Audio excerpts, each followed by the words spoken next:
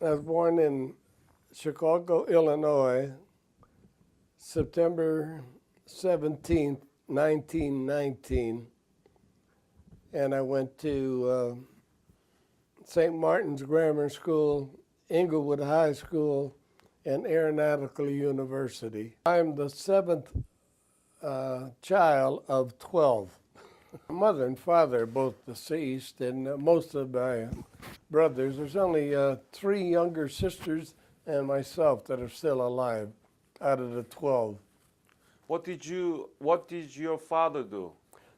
The last job he had was an insurance agent for Prudential, and he retired from that.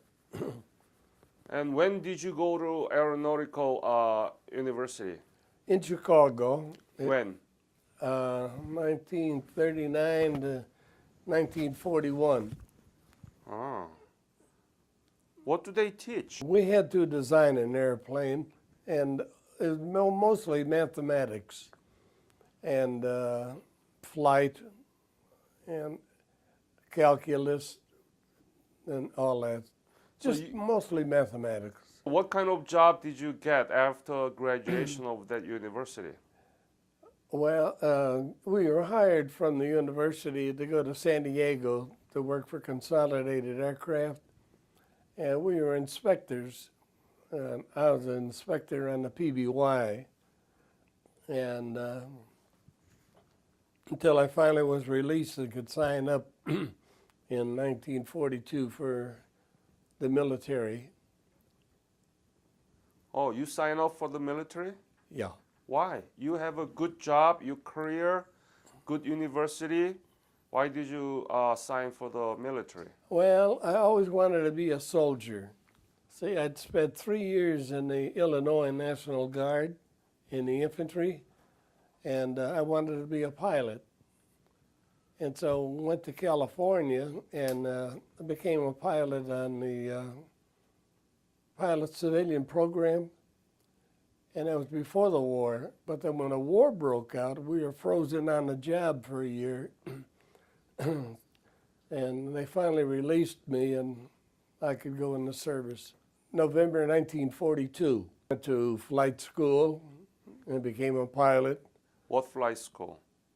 on the Southeast Command. So you were released to join the Air Force in November 1942? Air Force? Did you join Air Force? Yes. Ah. Well, it was called Army Air Corps in those days. I became a pilot, commissioned, and then went to England. Well, we were stationed in England, Rattleston, and we'd hit various targets, Cologne, Koblenz, Berlin, Nuremberg, and the submarine pens, and a couple of targets in France. And just various targets throughout Europe. But German Air Force was good too, right? Oh, they were there. They were there, right? So is there any bad encounter with the German pilot? Yeah. Tell me about it.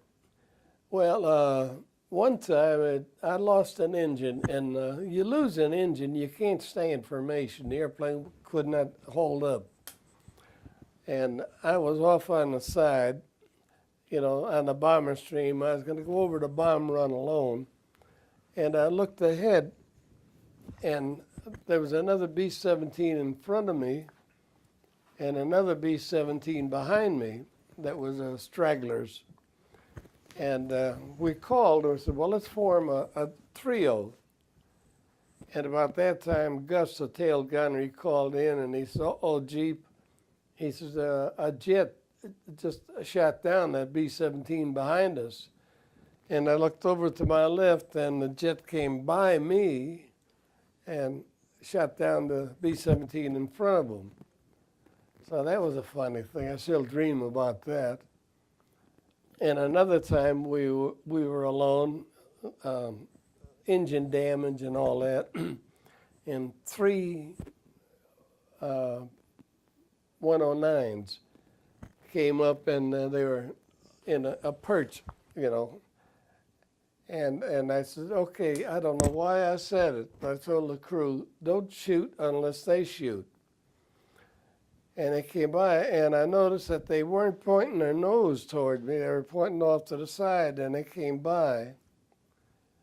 And the leader stopped, and motioned me, and I waved back at him, and he waved. And, and he says, go down. I says, no. And he went like this, and I went like that. And then I went like saluted, and he saluted me, and he went out, peeled back. And he lined up again, came back, but this time they went by again, but they went underneath my wing and pulled up in front of me. The three of them gave me the prop wash. Nobody fired a shot. What do You you think? can't figure that out. What do you think you were doing? You were a soldier. You were supposed to kill them. You didn't kill them. What's going on? Right. And another time we're flying on formation, and this airplane took a direct hit, and he started to fall, and this is me. And we went down like this, then all of a sudden I asked the top turret gunner, I said, where is he? He's right above us. He's still falling on us. So I had to turn the airplane around and did a roll. And on the airspeed indicator, there's a little red mark. It says, do not exceed this speed. Well, I looked at it. We were already past it. So I had to tap all the throttles back and very, very gently come around, use my trim tab to pull the nose up. I tried to use a stick and just a vibration throughout the airplane. And it made it back up in the formation. Wow, you were quite a Yeah. pilot. Yeah, another time we were with the Square D. That was a Bloody 100 and an airborne spare, and fighters came in head on. And I was down in the bottom, and by the time we got back up, we had lost 3 airplanes in that squadron. So a lot of that went on. So I'm very fortunate. 4 airplanes, 4 groups, crews joined the outfit at the same time. And of the 4, we were the only ones who didn't have a Purple Heart or lose an airplane. So when the World War II ended, what did you do? I stayed in the service, and I came back to the United States. When? 1945. I went to school, and engineering school at Chanute Field. And then they cut down on the military, and they said we could stay in the service and accept a master sergeant or transfer to another branch of the service. See, we were still Army Air Corps. Or it was Army Air Force then. So I transferred into the infantry and the paratroopers. And I was there for a year and a half. And then I went to Washington, and I met a major, and the major said, why don't you transfer back to the Air Force, because we need people. We got something going on in Berlin. And he says, write me a letter, and I'll transfer you back to the Air Force, which I did through channels. And I was transferred back to the United States Air Force. When was that? That was December, November 1947. And on flight status. And from there, I went on the Berlin airlift. Wow. Tell me about it. That's a very historical, Well, in the meantime, I went through infantry school for 3 months and in jump school, paratrooper training. Yeah. But tell me about the Berlin airlift. Oh, it What was did you do? beautiful. It was at Wiesbaden, Germany, and there was 2 pilots and a crew chief in the airplane. One would fly to Berlin and one would fly back. And we would take off, always directed by time.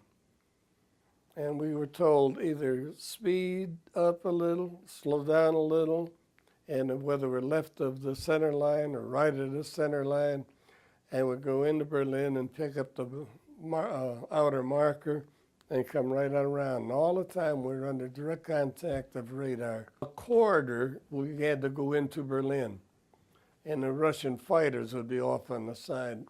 They're watching us. Uh-huh. So what was your mission?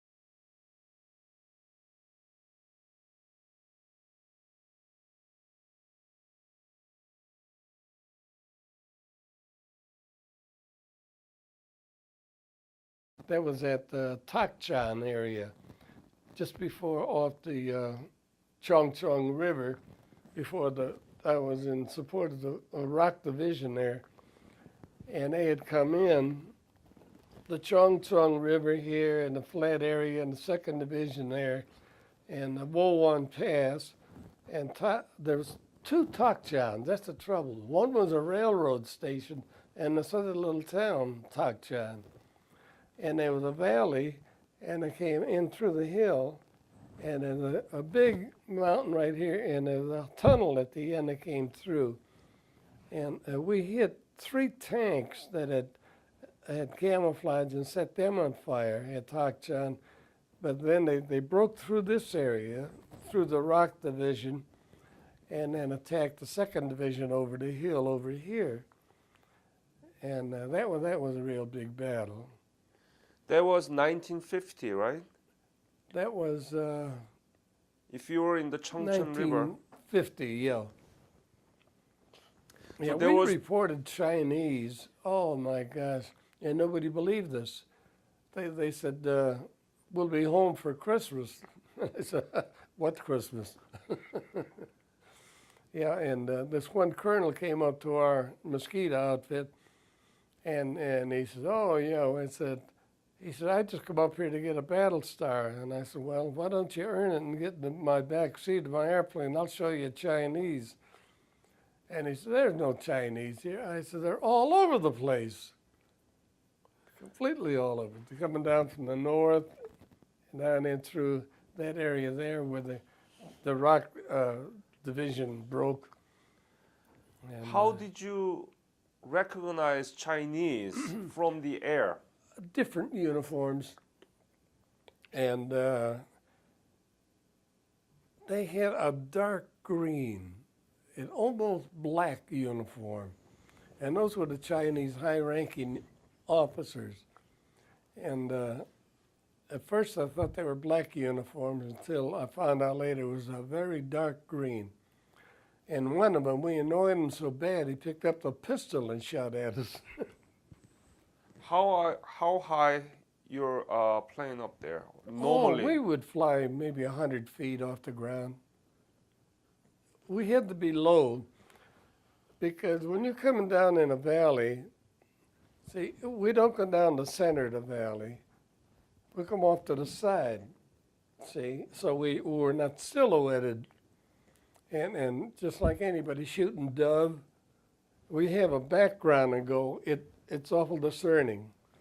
But if you have up high in the sky, you're an easy target. So we always had to be very low. And the camouflage, the Chinese had, and the North Korean had good, excellent camouflage. And a lot of times they would use rocks and pile straw on top of it, to simulate a tank. And we'd have to get down underneath and look up. And if you don't see any wheels, it's Your mission was reconnaissance. reconnaissance. Yeah, never. Find the enemy. Never in jet fighter. I flew jets later.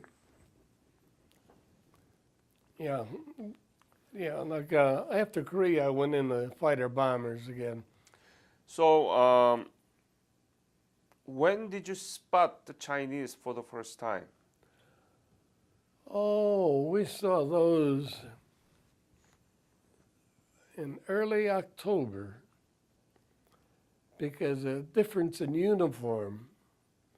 And, they had these padded jackets and reported those.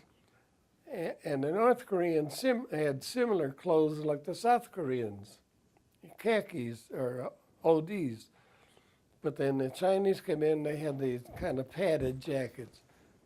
And we would report them, and they said, no, they're not Chinese. There's no Chinese in Korea. And I said, oh, yes, there are hundreds and thousands of them all over the place.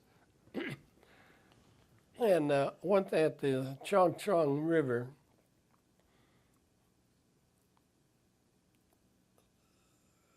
Must have been late October or November. The river was frozen, and they were coming across, And I saw, I just couldn't believe them. They were coming across in broad daylight, and they called fighters in. The fighters came in and was hitting them, and they still come in. And all of a sudden, the ice was gone, and the whole river was just a bloody mess. They must have killed hundreds of them, but they kept coming across, coming across. It's amazing what they would do. They just ignore it. If we got orders across the river, they would cross the river. Whom did you report that you saw thousands of Chinese? Whom did you report to? Oh, we report to our intelligence, and intelligence reported it to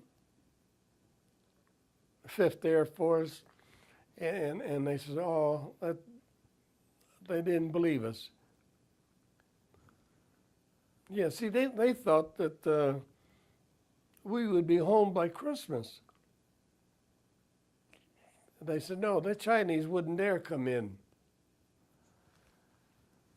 So you saw Oh, Chinese. yeah, we reported them. We Yeah. report them. They didn't believe you. Just ignore it. They ignored it until finally others reported it. And the Frozen Chosen, when the Marines got hit pretty bad up there in the 7th Division, they knew for sure that the Chinese was in there. Oh yeah, definitely. And see, and then we started to fall back. Right, because then early December, I think it was, we started coming back and fall all the way back south of Seoul again. Yeah. Were there any North Korean Air Force? No, the only time I got hit by, or this one airplane tried to shoot me down at Tokchan. He was an unmarked airplane. It was a jet. He was photographing the area before they broke through there. So it must be Russian. Yeah, I think he was. Were there a Because, lot boy, of he would come after me, and I'd have to break like that. and were there a Russian bomber? I never saw any. Yeah. You see, we were always low. We would never get above. Well, the only time we'd go high is to get above the mountaintop. Always below. Always low. So what do you think that Air Force did during the Korean War? What is the accomplishment? What is the I think the Air Force did a tremendous job. The fighters and bombers, they did a tremendous job. Right. Yeah. Well, every infantryman, just like Ted, he'd say, thank goodness for the Air Force. Yeah, because we're always there hitting them. There were also foreign air forces too, right? In the United Nations, from Australia. Yeah, I worked Australian. How many countries? Australia, there was New Zealand, South Africa's. Oh, I forget all the names of the outfits. England? Yeah, England, right. English. Yeah, you could tell the English, all right? They say, oh, right-ho. And cheerio. The Australians were really funny. They would say, is that a target down there, Mosquito? And I said, yeah. And he said, well, I'll give it a go.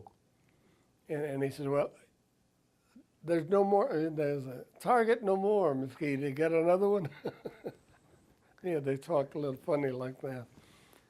Or you get a man running and he's not running anymore. How much you were paid? How much was your salary? Oh, I don't know. I was a captain at the time. So I forgot what it was. What was it, $350, $400 a month? Gee, I forgot what I was drawing. What did you do with that money? It had nothing to do with it and nothing. Couldn't spend it. So- Stick it in your pocket, send it home. You know, there was nothing to buy, you know, and we were lucky to have one meal a day. What happened to you after the Japan? all went to the States and was flying fighter bombers, What Yeah. kind? 51s, and then from there we went into F-80s, jets. Did you participate in any other war? No, in 53, the minute they signed the peace treaty, they cut down on the service, and a lot of us were dismissed. We were replaced by other people that filled our slots. I don't understand that. We were in the 50th Fighter Bomber Wing going to Han, Germany in occupation duty, and we were replaced. I was a captain doing a major's job, and I was replaced by a lieutenant colonel. And squadron commanders were replaced, the fighter group CO was replaced, operation officers were replaced. These were people who are coming out of, like they would say, fat cat jobs and getting a fighter bomber outfit that's going on occupation duty. So they kicked us all out. And But after that, what did you do in the? Well, I found a slot in the reserves where I could fly, and in the reserves, weekends, and I was flying F-80 jets, and I was able to finish my time, so I could retire, military retire, 24 years and 8 months. Yeah, that's what helped pays for my place where I live at Town Hall, Arlington. And after that, did you work in any civilian industry? Well, yeah, I worked at LTV, Chance Vought Aircraft, for 23 years, and airplanes. What kind of a plane?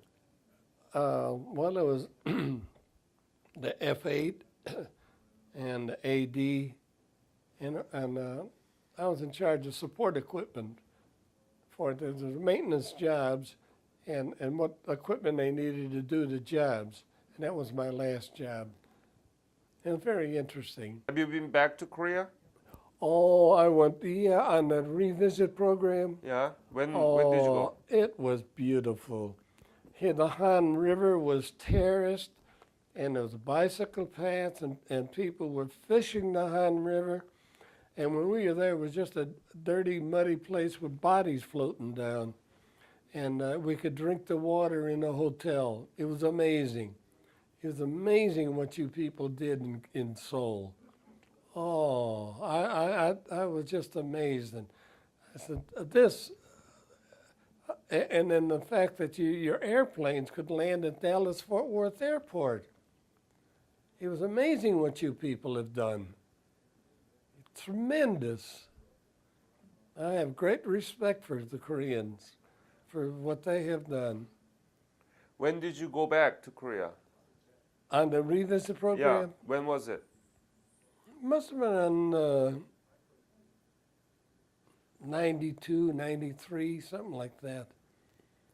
And then people treated us like kings. Oh my gosh. You know, the most amazing part, see, I was a soldier and I was just fighting a war, but we went to a dinner, and this one Korean ambassador or somebody, he said, you people gave us three things. You gave us freedom, you gave us religion, and you gave us democracy. And I was sitting next to a Marine, big old nose, a real Marine, tough-looking Marine. And he looked at me and he said, listening to him, he says, it makes those nights not so cold. Oh, yeah, you Korean people, I have the greatest respect for them. Beautiful. So you had a good time in the Air Force? No, not really. It was very rough at times because, being kicked out and coming back and transferring. But, yeah, I loved it. It was, and I made it. See, I'm determined to make my 20 years, and I did. I made it. How many children do you have? How many children? Grandchildren, great-grandchildren? We had one daughter, and she had 3 children, and I have 4 great-grandchildren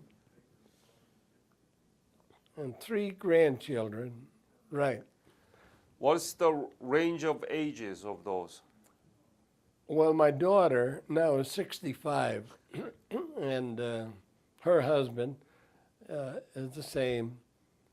And the great-grandchildren, I think the youngest one is a year and a half, and the oldest one is about 6, the great-grandchildren. How about grandchildren? Huh? How about grandchildren? Well, the grandchildren, let's see, Matthew must be around 30-something. Yeah, they're all in their 30s. Any comments to this interview? No, the only thing about it is people ask me to go back in mind to Korea. I lose sleep again. All these things come back to mind, some good, some bad. And I don't know. If it does any good, I'm happy.